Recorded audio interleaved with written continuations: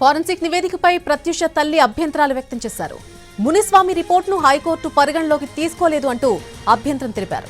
ఈ కేసులో మునిస్వామి రిపోర్ట్ గందరగోళమని, ఆ రిపోర్ట్ వల్లే కేసు తారుమారైందని ఫోరెన్సిక్ హెచ్ఓడి నారాయణ రెడ్డి తెలిపారు. మునిస్వామి పోస్ట్మార్టం రిపోర్టుపై ప్రభుత్వం నారాయణ రెడ్డితో కమిటీ వేసింది. ఈ కమిటీ నివేదికనే కోర్టు పరిగణలోకి తీసుకుంది. మునిస్వామి ఇచ్చినటువంటి నివేదిక ఏంటి, నారాయణ రెడ్డి నివేదిక అసలు ఏం చెప్తోంది? అప్పుడు ఫోరెన్సిక్ హెచ్ఓడిగా పనిచేస్తున్న నారాయణ రెడ్డితో మా ప్రతినిధి రమేష్ మరిన్ని వివరాలు అందిస్తారు.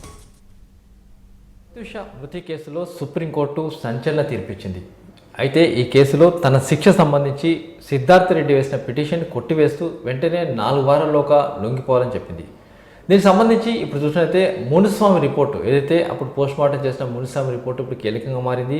అయితే మునిస్వామి రిపోర్ట్ని అటు సుప్రీంకోర్టు పరిగణలోకి తీసుకోవాలని చెప్పి తల్లి వాదిస్తుంది. అయితే మునిస్వామి ఇచ్చిన రిపోర్ట్ ఏంటి, మునిస్వామి ఇచ్చిన రిపోర్ట్ పైన అప్పుడు ప్రభుత్వం ఒక కమిటీ వేసింది. ఆ కమిటీకి హెడ్గా ఉన్నాడు నారాయణ రెడ్డి. ఆ నారాయణ రెడ్డి ఇచ్చిన రిపోర్ట్ ఏంది, మునిస్వామి ఇచ్చిన రిపోర్ట్ ఏంది, అసలు మునిస్వామి రిపోర్ట్కి నారాయణ రెడ్డి రిపోర్ట్కి ఎందుకు కాంట్రవర్సీ ఉంది, దీనికి సంబంధించి మాట్లాడడానికి అప్పుడు రిపోర్టు ఏదైతే మునిస్వామి రిపోర్ట్ సంచలనం రేకెత్తిస్తే తర్వాత నారాయణ రెడ్డి ఇచ్చిన రిపోర్ట్ కూడా అంతే సంచలనం రేకెత్తింది. ప్రస్తుతానికి అప్పటి హెచ్ఓడిగా ఉన్న నారాయణ రెడ్డి మనతో ప్రస్తుతానికి ఉన్న నారాయణ రెడ్డి గారు. సార్ నారాయణ రెడ్డి గారు చెప్పండి, మునిస్వామి గారు ఇచ్చిన రిపోర్టుకు కాదని చెప్పి మీరు భిన్నంగా రిపోర్ట్ ఇవ్వడం జరిగింది. అసలు ఏం జరిగింది అనుకోవచ్చు? మేము భిన్నంగా ఏ రిపోర్ట్ ఇవ్వలేదండి. ఫస్ట్ పాయింట్, అక్కడ ఉన్న ఇంజరీస్ను ఫోటోస్ ఆధారంగా ఇంటర్ప్రిట్ చేసాం, అంతేగాని మునుస్వామి ఇచ్చిన రిపోర్టును మేము భిన్నం కాదు. అక్కడ ఏంటంటే వాళ్ళు పోస్ట్మార్టం చేసిన డాక్టర్లు ఈ ఇంజెక్షన్ మార్క్స్ను, నీడిల్ మార్క్స్, ఇప్పుడు బట్టలు కుట్టడానికి చేస్తాం కదా, అటువంటి మార్కులను అబ్రేజన్స్ అని ఇచ్చినారు. వెరేజ్ ఇది ఇక్కడ దీంట్లో ఆమె గొంతు బిసికి చంపింటే కన్నా మొహం ఇట్లా ఇంత ఫేర్గా ఉండేది కాదు, కొద్దిగా రెడ్గా ఉండాలి. తర్వాత ఇక్కడ ముక్కు మీద ఒక చిన్న రెడ్ మార్క్ ఉంది. అది ఏంటంటే స్టమక్లోకి ఇక్కడి నుంచి ట్యూబ్ పంపుతారు. ఆ ట్యూబ్ అక్కడ ఉంచడానికి ప్లాస్టర్ వేస్తారు. ఆ ప్లాస్టర్ని లాగిన తర్వాత రెడ్గా ఉంటుంది. దాన్ని కూడా వాళ్ళు అబ్రేజన్ అన్నారు. అట్లనే ఈ నోట్లో నుంచి గొట్టం పెట్టినప్పుడు అది అక్కడే ఉండడానికి, అంటే ఊపిరితిత్తుల్లోకి గాలి పోవడానికి, అది అక్కడే ఉండడానికి దాని చుట్టూ కొద్ది వెడల్పుగా ఉండే ప్లాస్టర్ చుట్టి దాన్ని తీసుకొని వచ్చి ఇక్కడ అతికిస్తారు ఇట్లా, అంటే దాన్ని అక్కడ ఉంచడానికి.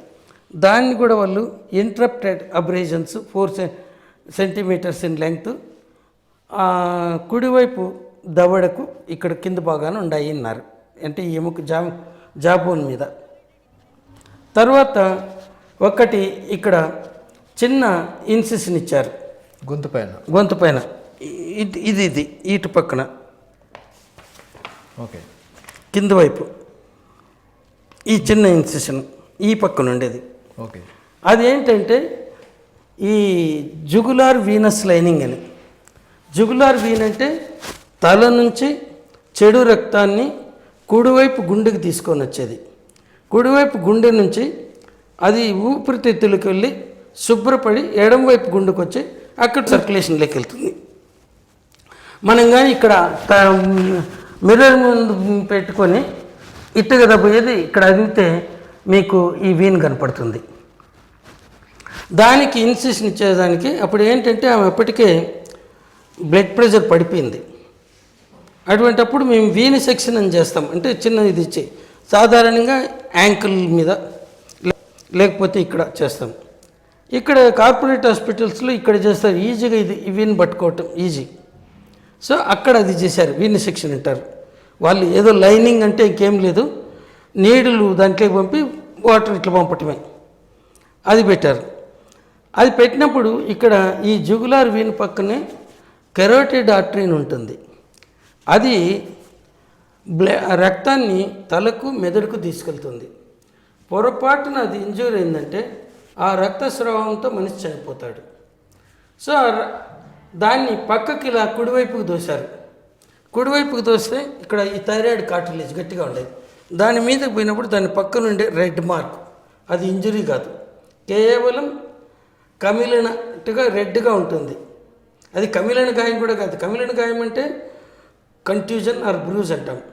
అది చర్మం కింద ఉండే కండరాల్లో ఉండే రక్తనాళాలు చిట్టి రక్తం పైపోవటం. ఇది ఏంటంటే అక్కడ కేవలం ఈ నొప్పికి రక్తనాళాలు ఉబ్బి అక్కడ ఎర్రగా కనపడుతుంది, మనకైనా కనపడుతుంది టిప్పగట్టి పట్టుకుంటే. తర్వాత